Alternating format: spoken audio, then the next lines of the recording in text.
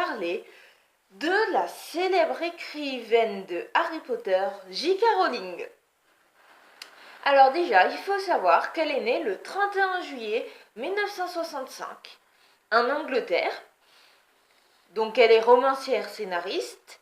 Son vrai nom c'est Joanne Rowling, alias Robert Galbraith. Donc à la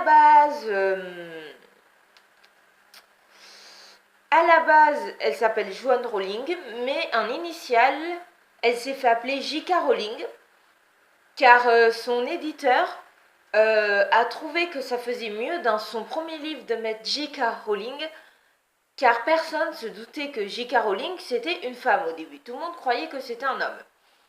Et puis ça faisait mieux pour elle.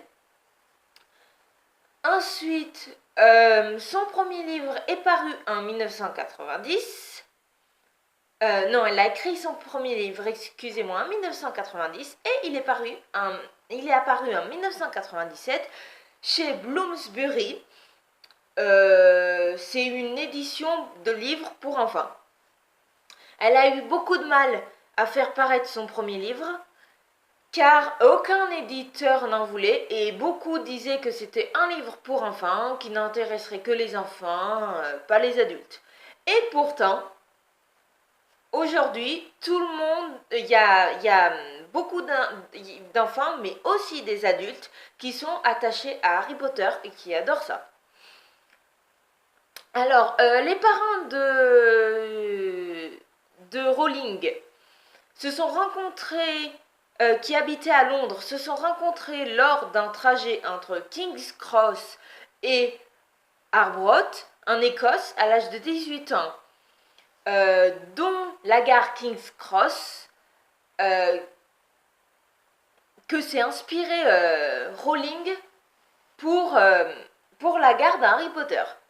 Donc cette gare elle vient de là.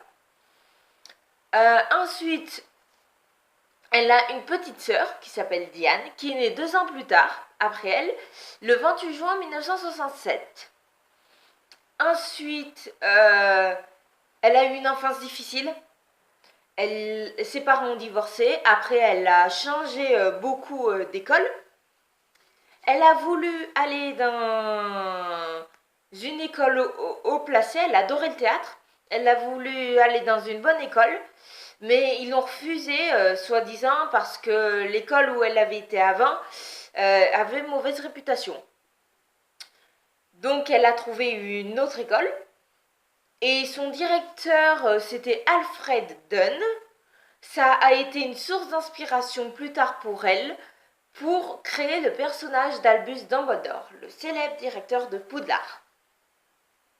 Et l'école où elle a été, ça a aussi été une source d'inspiration pour créer le château de Poudlard dans son livre.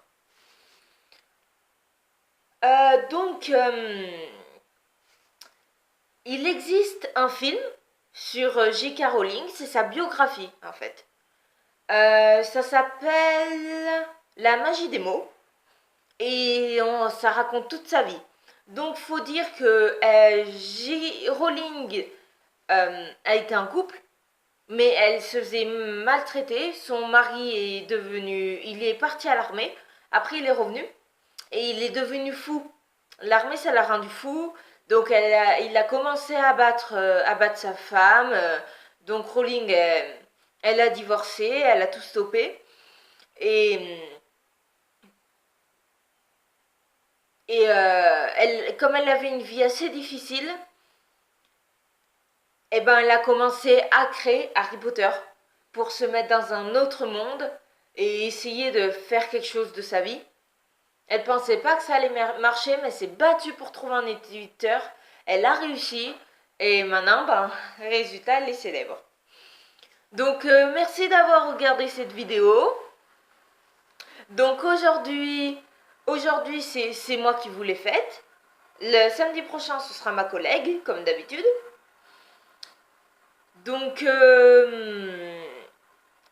n'hésitez pas à publier, aimer, commenter, partager, laissez vos coms.